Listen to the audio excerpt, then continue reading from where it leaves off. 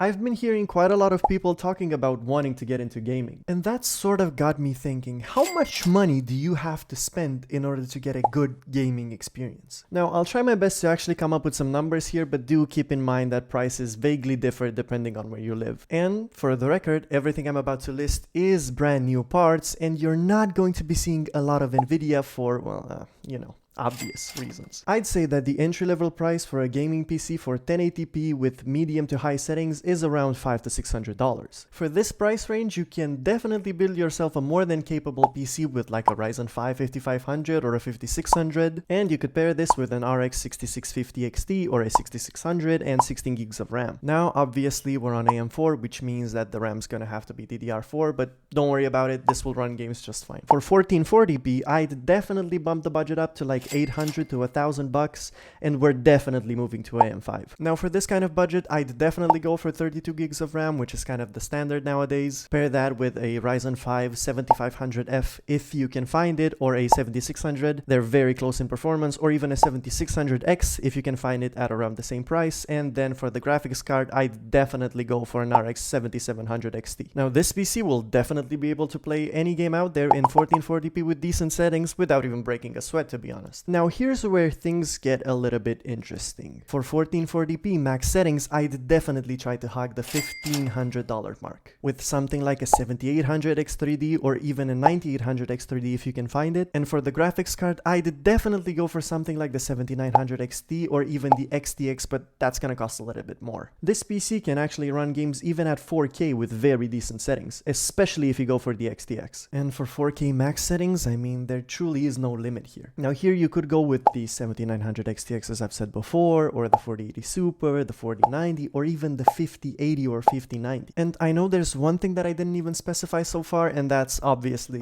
aesthetics. To kind of sum everything up about aesthetics, you could probably add around $100 to $200 to each of those totals. But I'm really curious to hear what you guys are rocking in your PCs.